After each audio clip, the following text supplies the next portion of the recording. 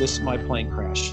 God was saying to me, Jerry, I finally got your attention. It took 30 years in a plane crash where people around you died, but I finally got your attention.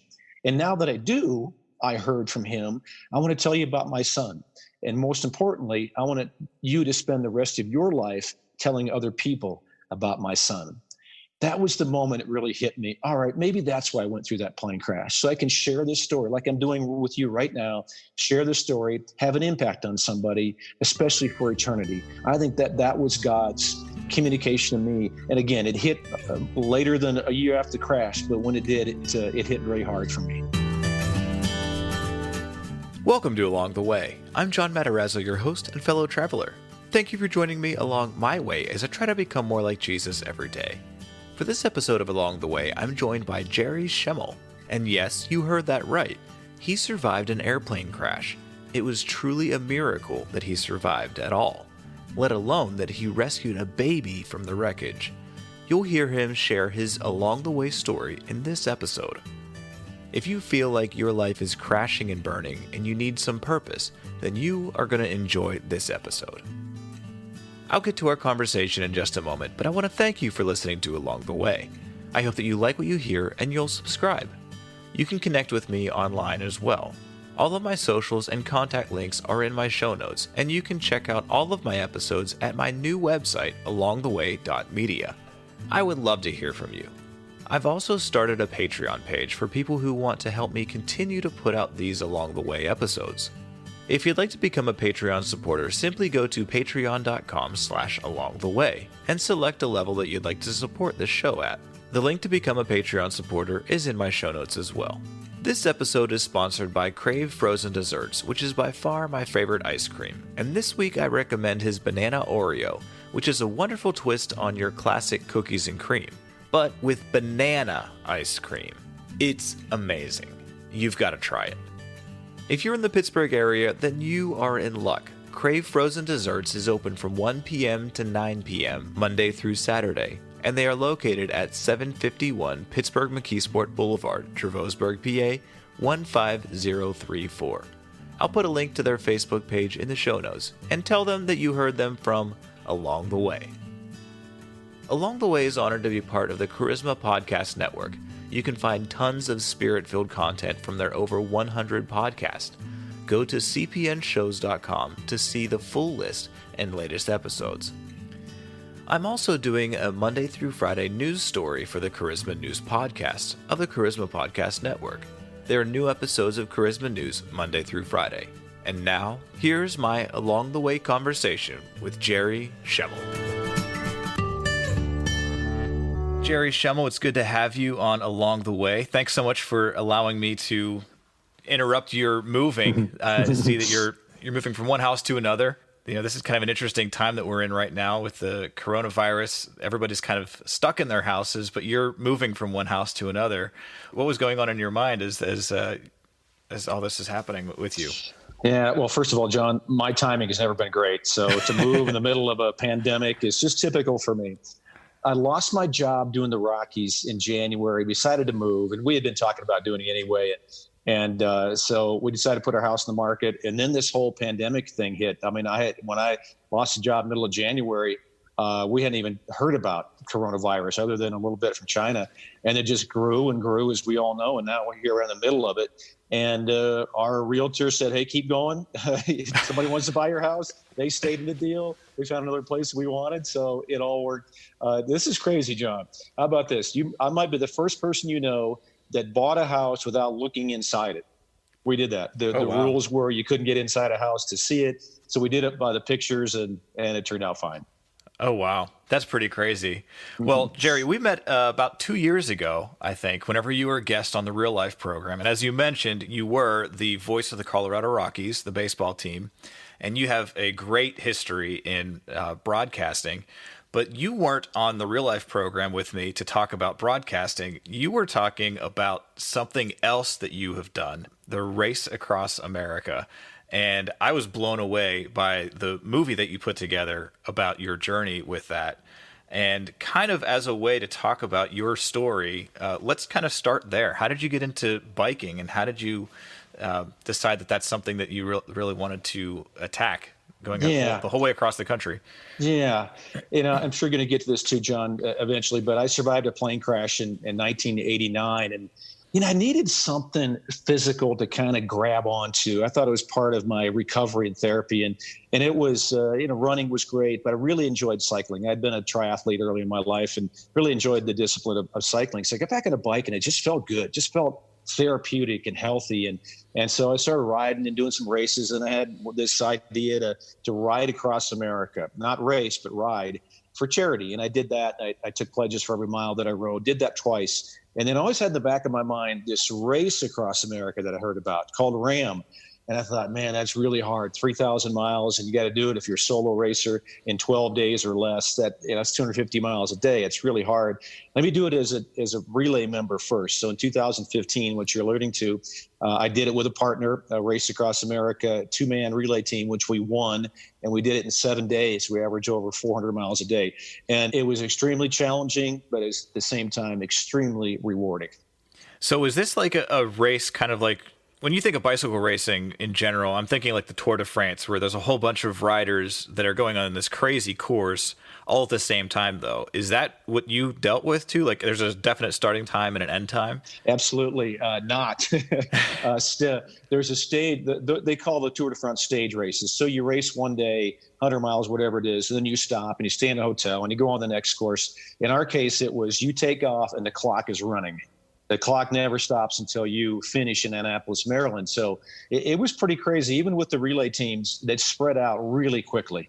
So some of the teams got out, a day ahead of the other teams after a day or two into the race. So now the clock just keeps on going. And if you're going to sleep, you're going to waste time. So we didn't sleep. So it was much different from the Tour de France. And I think 2 times longer than Tour de France together at the end anyway. Wow. So how many times have you done that? Have you biked across the country now? I've done it 3 times, twice just on my own, just raising money. And then the third time was the race. And I shouldn't say I raced across the country. I only did half the miles. I had a partner. So okay. I did 1,500 and he did 1,500. Yeah, that's not something to shake a stick at, though. That's pretty incredible. Your partner and you doing that, that's amazing. So I like to start these conversations with your life story, your journey to where you are now. And you made mention that you had a plane crash along your way, but where did God come into your life? How did you meet the Lord, and how have you grown with him? Yeah, it all revolves on that plane crash, John. I was as far from a spiritual person as you could imagine at age 29. I really had no foundation whatsoever. Went to church once in a while with my wife, but that really was it. I didn't know who Jesus was. I thought Christianity and religion was for weak people. And I had this plane crash, and I never saw any of this coming. I didn't see the psychological and emotional struggle coming after the crash, which everybody goes through when they go through something catastrophic like that. And just really wrestled with it. And there came to a point about a year after the crash where I really hit rock bottom. I'm unemployed, my marriage is falling apart, and I'm in depression and wallowing in self-pity and all that. And I thought, what have I got to lose? Because I can't do this on my own anymore. I'd always been able to pick myself up when I got knocked down. Now I couldn't do it, John. And I just decided to surrender, I guess. I sat in a chair one day, a year after the crash, and thought, you know what, God, would you please come into my life, because I can't recover by myself. I just knew it wasn't going to happen alone. And when I said that, something came over me. It wasn't a physical feeling, or it wasn't an audible voice, but it was this overwhelming feeling of contentment that said, because of what I had done, and especially the ally invited in my life, that eventually I was going to win every single battle.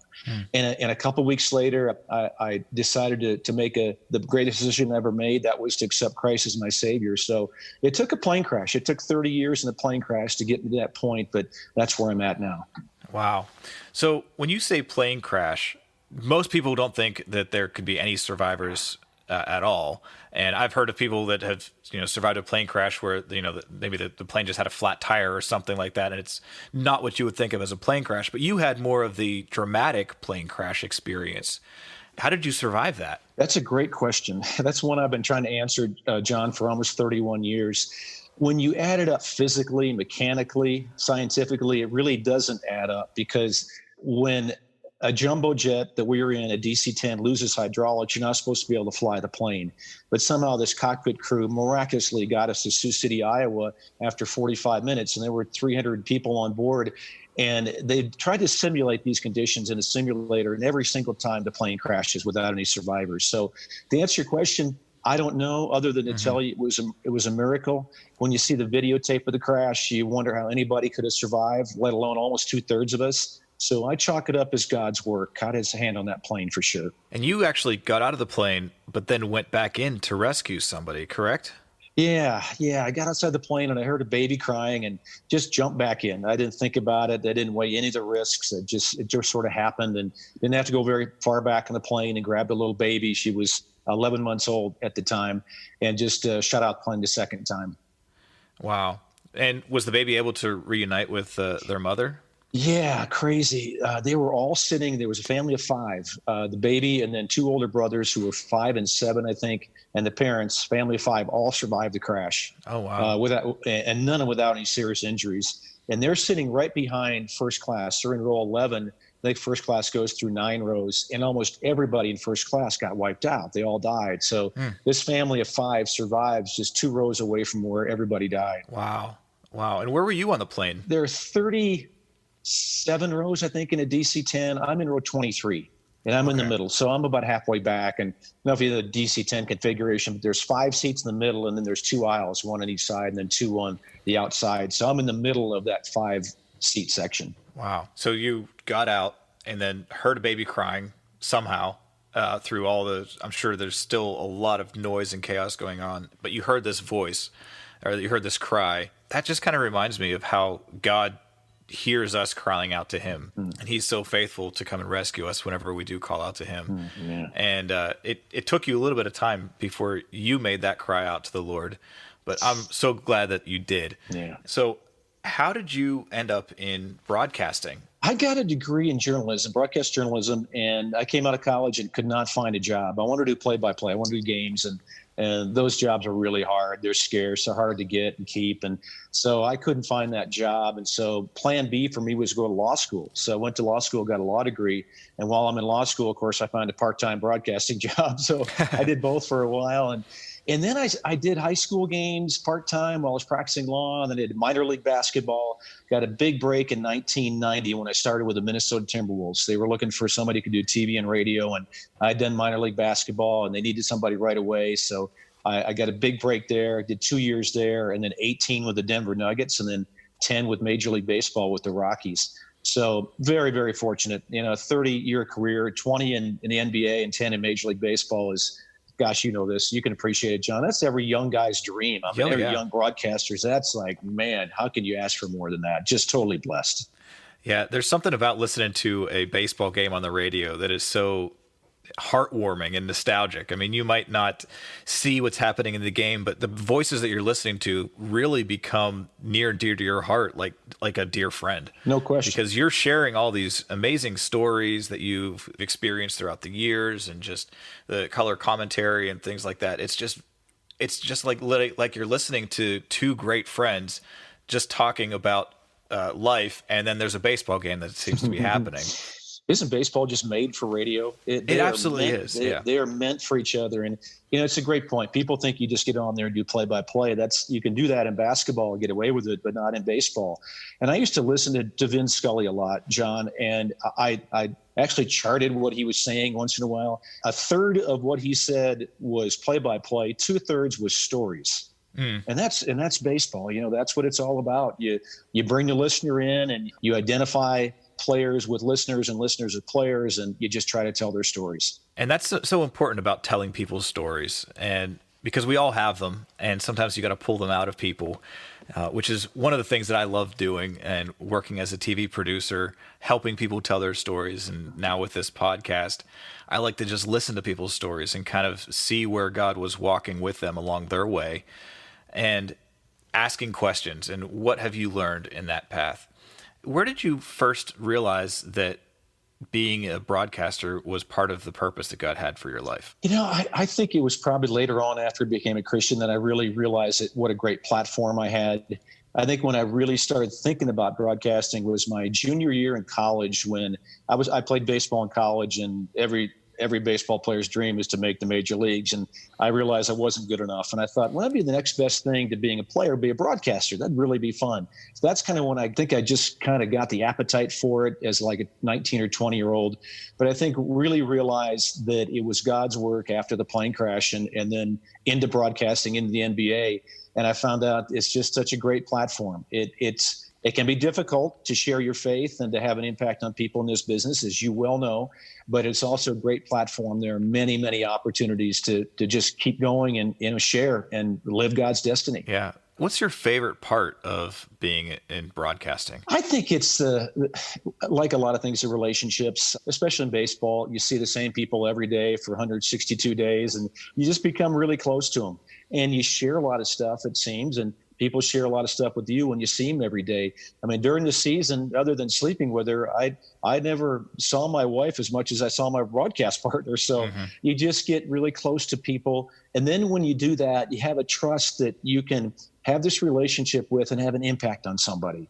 My broadcast partner with the Rockies, Jack Corrigan, I thought was a different guy from the time I started working until the time that I stopped working with him, which was 10 years. He just seemed to change a little bit, became more humble. And maybe that was God's reason for me being in that booth with him, or one of them. So once I realized that it's a great platform, I really started enjoying it more as well. Yeah.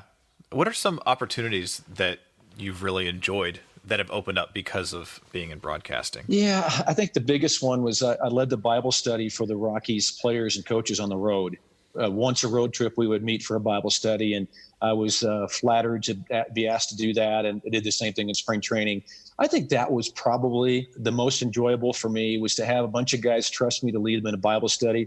I'm not a preacher. I don't have a theology degree. I love the Word, and I love the Lord, and I tried to teach as best I could from guys who were anywhere from 21 years of age to 75. Some of these coaches are older guys. So that was just a great, wonderful, enjoyable opportunity for me. Yeah. So how has your faith helped you get through difficult times? Probably the most difficult time in your life happened before you came to faith. So how have you dealt with some of the biggest challenges in your life since coming to Christ? Yeah, it goes back to this for me. Bottom line for me, John, is this. I realized that when I became a Christian, God is in control. He has a plan worked out for you. He has this, as a lot of people like to say. And when you have that knowledge and you have that promise from God, it just sort of makes things easier.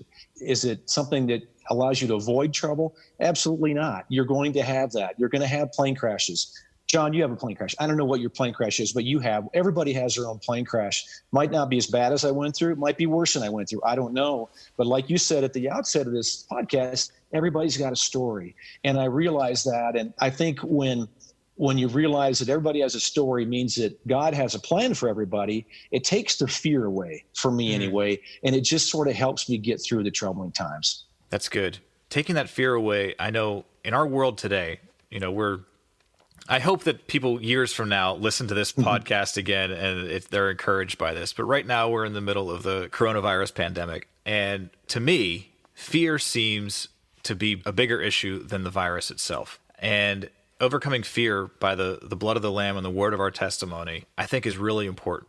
Sharing those testimonies, sharing those stories of God's goodness is really, really important. Do you remember the first thing that you realized that God was saying to you?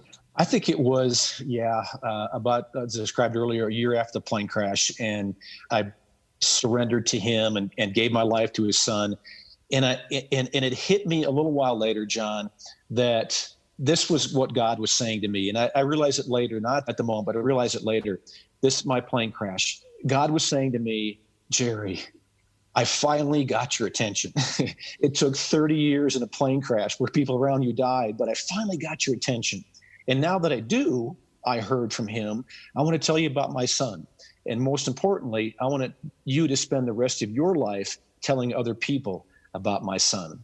That was the moment it really hit me. All right, maybe that's why I went through that plane crash. So I can share this story like I'm doing with you right now, share the story, have an impact on somebody, especially for eternity. I think that was God's communication to me. And again, it hit later than a year after the crash, but when it did, it hit very hard for me. As we're going through life, we can look back and see some of those things, and we all face detours in life. And you just talked about fear and overcoming fear, but there's decisions that we make and obstacles that we have to overcome. What are some obstacles that you've overcome, and what advice would you give to help others get over those same ones? Yeah, there's a couple of them. Obviously, the plane crash is at the top of that list. But my wife was diagnosed with cancer about 6 months ago, and just going through that with her was a really difficult time. So my advice to somebody, family member who's going through something similar to cancer is just be there for them. You don't have to say anything. You don't have to find the right words, but just be there and make sure that they know that you're there for them, that you'll do anything that they want you to do. I think that's one thing I've learned. Lost a job with the Rockies, which was a dream job for me in January. And I sulked for a couple of days. And I realized, you know what? God's got another path for me. And whatever it is, it's really going to be exciting. And I can't wait to find out what that is. And about the time I thought I had that figured out, coronavirus hit and put the brakes on everything. And I think as well, John, I've gotten through all the stuff that I've gone through, and starting with the plane crash, perspective. And it has really helped me through this coronavirus pandemic. And the way I look at it is this, and maybe this can be some advice to somebody. We're dealing with the life or death situation. I understand that. It's coronavirus is very serious. People are dying every single day. But let's keep in mind that 1,200 people a day die from a lack of clean water. 18,000 people around the world die every single day from starvation. I mean, and more people are dying from cancer every day than they are from the coronavirus. So is it bad? Is it life or death? Yes, absolutely is. But let's keep in perspective that there are other dangers in the world too that we can't forget about. And I say that because a friend of mine works for a group called Water Mission, and they're doing clean water projects around the world right in the middle of the pandemic. Wow. And they're on the front lines. And he told me the other day that about 1,200 people die every day of lack of clean water. I thought, wow, that's a coronavirus. Let's keep that in perspective. Yeah, for sure. Yeah, perspective is really important, and keeping God's perspective on things and not being so selfish and centered on ourselves and our situations. I've often heard people say, if you're dealing with depression, go volunteer, go help somebody else. Yeah. And that's a way that we can kind of help ourselves to get out of that. But you've actually started a podcast and a radio show called Amazing Americans. Tell me about that show, because I love hearing other people tell people's stories. So it's been really fun. It's an hour-long radio show interview based, and I interview from the sports world people with these amazing, inspirational, motivational stories. And the guy that I referenced, Scott Linebrink, his story is Major League Baseball pitcher who had a great career, made a lot of money, saved a lot of money, and then was going to retire and play golf and spend time with his family, take up a hobby, whatever. And he went to Haiti. And he saw the devastation, saw how people were living, and decided, I'm not going to retire. I'm going to go on the front lines. And he's working for this water mission. They do clean water projects. So the second or third, I guess, interview I have is Sean Swarner, who's the first cancer patient to climb Mount Everest. Wow. He had cancer as a teenager. They took a lung out. Doctors told him it was physiologically impossible for a man with one lung to climb Mount Everest.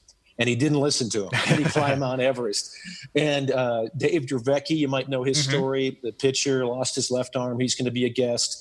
There's a woman who lives right outside of Denver here where I live, who swam the English Channel not once, but 4 consecutive times, 130 miles, 54 hours straight in the water. It's a world record. So people like that with these crazy inspirational, motivational stories that you just shake your head going, there is no way somebody could do that. And these people tell that story. It's really uplifting. What are some of the things that have been the most impactful for you that you've learned through these conversations? You know what? I think it's that everybody has that moment in their life where they have to say yes or no.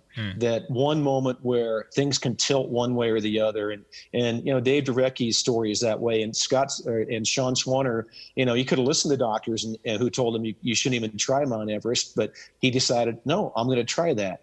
Everybody has, it seems like, a moment where they have to make this big decision whether to go one way or the other. And that's what the common denominator is, that everybody's got, like I said earlier, and we talked about, everybody's got this story. They got a couple people who are born without limbs, and there's a woman who was born with no arms, the only licensed pilot in the world. She flies a plane with her feet. She puts one on the yoke and one on the pedals and flies a plane. And check this out, John. I asked her, I said, if you could magically grow arms, healthy, strong arms, would you do that? And she said, no. She said, I have been able to touch so many people born without arms that I would not take that gift. Crazy stories like that. Wow. I don't know if I could have that same response, but I hope that I would be grateful for my situation and what God's brought me through. I pray that I wouldn't take the easy way out if I could. Well, on the other side, I can tell you too, I had an interview with the first blind man to climb Mount Everest. And he's done all these other things. He's floated the Colorado River and through the Grand Canyon with another blind person, 2 blind people in a raft. Talk about the blind leading the blind. Yeah. Oh, it's exactly right. And I asked him, I said, because he went blind at age 15. And I said, hey, if you could suddenly get your sight back, would you take that gift? He said, yes. I've never seen what my daughter looks like. I want to see her. And I want my eyes back. So not everybody reacts the way that this woman did. Some people will take what you said like an easy way out, but maybe the right way out too. Yeah, I mean, different strokes for different folks, but that is really interesting. Yeah, the thought of being blind and not being able to see your loved ones would never have been able to see your loved ones. Wow, that's remarkable. Well, that actually kind of leads into one of my questions that I love asking. If you could go back into your past and talk to a younger version of Jerry, what advice would you give yourself, and what's happening in your life that you would want to speak into your life at that time? That's an easy one for me, John. It would be to speak to the younger Jerry would be, you know what, don't be so bullheaded. People told you about Jesus your whole life and you never listened to him. Then it took a plane crash to get your attention and to make that decision. My advice to me as a younger guy before this plane crash would have been, you know what, let's listen to the truth. And the truth is that God sent his son to die for our sins. And if you accept that, if you believe in him, you'll have your sins forgiven and your spot in heaven secured. And you don't have to go through a plane crash to get there. But when I answer that question, and I've been asked it before, I answer, I was so bullheaded. I was so stubborn. I probably wouldn't have listened to me even now at age 60. So that would be my advice to me would be, you know what, let's listen. Let's listen to people who are telling you what the truth is. Yeah. That's good. You answered my follow-up question, which would have you listened is normally my follow-up question. So thank you for saving me that. But yeah, sure. The theme for this podcast is based around the Emmaus Road conversation of how the disciples were walking with Jesus, but didn't realize that it was him. So far, we've talked a lot about your life, and you've had a lot of experiences like that, the plane crash being probably the biggest of those. As you look back, do you see any other things that you could bring up where Jesus was walking with you, but you didn't realize it at that moment? I had someone tell me the other day, John, it's appropriate that you ask this question.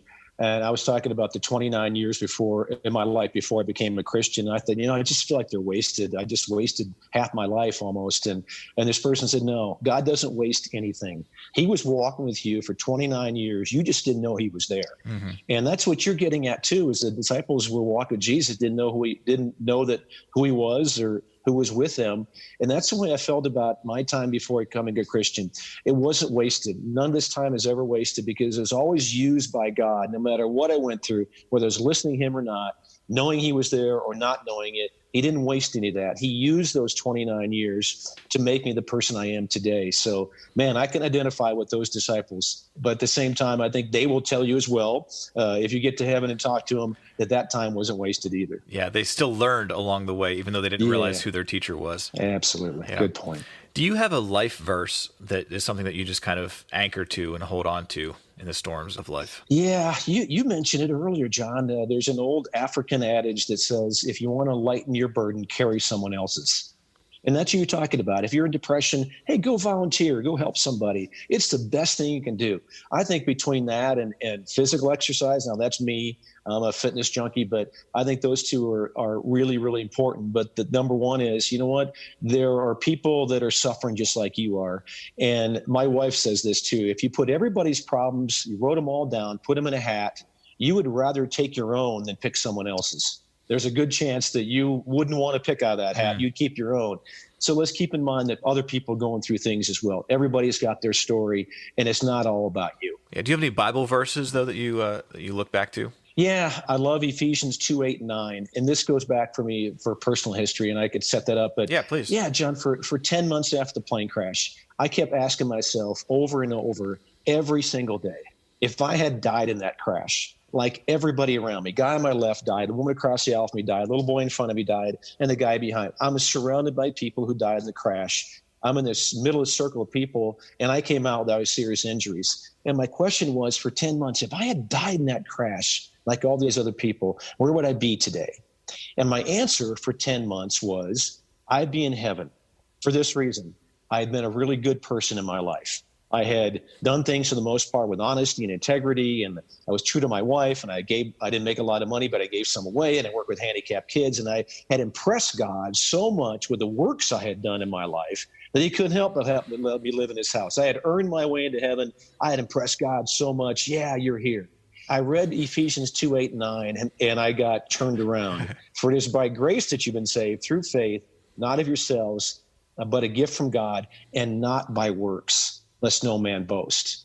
I thought I had earned my way into heaven, when God says there is no way you can ever do that. You can't earn your way into heaven. It comes through faith and not through works. I've hung on to that verse for the last 31 years, and I think I'd probably say that or read it every single day. Yeah, that's so good.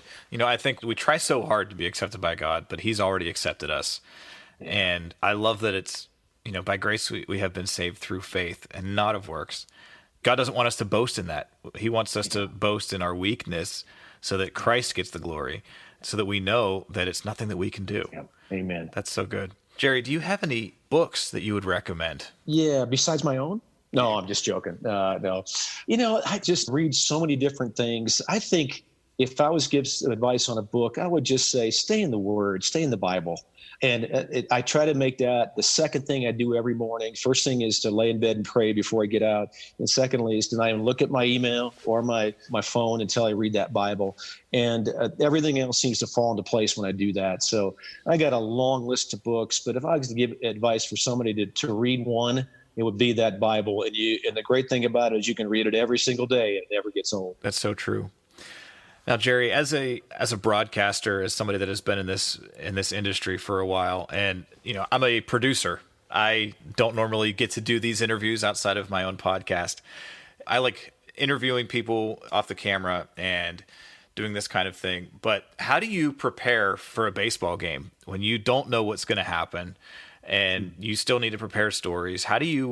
What advice would you give me as a broadcaster? I think my first piece of advice would be you can never prepare enough. Yeah. I take that back. You can and burn yourself out. But you know what I'm saying is that you want to have as much information as you can possibly gather without overdoing things. And then you're not going to use it all, but it's there. So you want to have the preparation, you want to have the information, and the key is to know how to get it quickly. In a baseball game, hey, if someone does something and you think, you know what, I think he did that, a year ago, last September, or he had a grand slam on this very date, you got to know when that is, or at least you got to know how to find that quickly and add it to the broadcast. So preparation is key, and access to your own preparation is really key. And the bigger thing for me is just to be open-minded. You never know what's going to happen at a baseball game. I tell people this all the time. You can go to a baseball game and see something. There's a very good chance you're going to see something you haven't seen in a long, long time, or you've never seen at all. That's the great thing about baseball. Basketball, it's pretty predictable. But baseball is so different. You got to be ready for anything, and you got to be prepared and be the best you can at describing that action, of being the eyes of the listener. That's good. That's good. I'm always trying to get better. I'm reading books about doing interviews and things like that. But I'm amazed at guys that have been doing this for as many years as you have, and you're just able to talk and tell stories at a moment's notice. I hope one day I can be like you with that. Thanks. So I do want to talk about kind of what's next for you. I know things are kind of uncertain in our world today, but you did have some good news that I saw that you posted on Facebook recently. Can you tell us a little bit about that? Yeah. I'm going to work for an all-sports radio station here in Denver. It's not games, not play-by-play, which is really my passion, and it's very part-time. But, John, it feels good to be working again. It feels good to be back in the saddle and just being back in the business. And and being able to talk sports. And it's a radio station that's very strong. They're not laying anybody off through this whole thing, which most media companies are. And their ratings are outstanding. They're one of the most successful all sports radio stations in America. And without a team, they don't carry the Nuggets or the Rockies or Broncos or the Avalanche. So to do that without an anchor with a sports team is really phenomenal. So just a bunch of good guys. I'll be filling in, and then I've got my radio show, as we talked about, Amazing Americans, running on the weekends. So it's a start. It's not what I'd hoped I would be doing right now, but it certainly feels good. Yeah. Even though there's detours in our path, we know that the Lord's walking with us along our way. Jerry, you've talked a good bit about some of those crazy things that have happened in your life and how God has brought you through that. I'm going to ask you right now if you wouldn't mind just speaking to a listener who is feeling like there's an insurmountable plane crash that they're experiencing in their life. Could you just speak to them and give them a word of encouragement and even pray for them? Yeah, absolutely. I would first of all, John, just say that as long as there's life, there's hope. And I say that a lot because people I've got friends, you have them too, that have committed suicide, and we're going to see that spike. I know we are going to see some of that now with this pandemic going on, but there's always a chance that things get better. And I think when you have this trust in God, when he says all things happen for the good to those who love him, we have to believe that promise. It doesn't mean that the cancer is going to go away. It doesn't mean this pandemic is going to end tomorrow and somebody's going to find a vaccine. That's not the promise. The promise is that we're going to have trouble, but the promise is God will walk through us in that trouble and hold our hand. And we don't even know he's there, like we talked about earlier. That's the advice I would give to people is hang in there. It might not get better, but man, God is there with you. So my prayer to folks like that, and I get contacted by a lot of them, and I have a long list, is, you know what, hang in there as best you can, because God is there with you. He might not take the storm away, but he's going to walk through that storm with you. Yeah. Would you pray for that person? Yeah, absolutely. Father God, for that person out there who's feeling this, and you know, God, I've gone through this myself, and I wrestle with this mightily and still do at times, that you just give them peace. It may not be your will, God, for this person who is hit by this, that you remove this storm in their life. But my prayer is that you'll give them peace, give them love, give them comfort, come alongside them, hug them, and most importantly, allow that person, God, that we're praying for today to feel that, to feel your love, to know that you're walking with them, you're beside them, you're cheering them on, you're wanting them to get to the finish line, Father. Just let them be aware of that grace, of that love. And we ask you that whoever might be in this need today, that you will hit them with that. Amen. Amen. Amen. Thank you very much, Jerry. I appreciate that. Now, if somebody wants to find out more about you and about your Amazing Americans show, how can they do that? We got a website. It's amazingamericans.org. We've got archived interviews there. We've got our upcoming guests. We've got some information about the station. So, yeah, you can go listen. Several shows are on there already. So, yeah, amazingamericans.org is probably the best source. Very cool. And I'll be putting a link for that in the show notes as well. So just click the link and it'll take you right to Jerry's show. Jerry, thank you so much for allowing me to join you along your way. You bet. It was great spending time with you. Good to see you again, John. From surviving a plane crash and being a hero, to racing on a bicycle across the United States, to being the voice of the Colorado Rockies, but really being a voice for Jesus, Jerry Schemmel is truly an amazing American. I hope that you enjoyed my conversation with him and that you take away that your life can be salvaged no matter how bad the wreck. God still has a purpose for you. I'll be providing links to Jerry's webpage and his Amazing Americans radio and podcast in the show notes. Thank you for listening to Along the Way. If you've enjoyed joining me along my way, please share this episode with a friend who you think will be encouraged by this podcast. Also, please rate and review Along the Way on iTunes. That helps more people discover Along the Way. And subscribe to this podcast on iTunes or wherever you might be listening. You can follow us on Facebook, Instagram, and at my website, alongtheway.media. I hope that you've enjoyed this part of my journey, and may you realize when Jesus is walking with you along your way.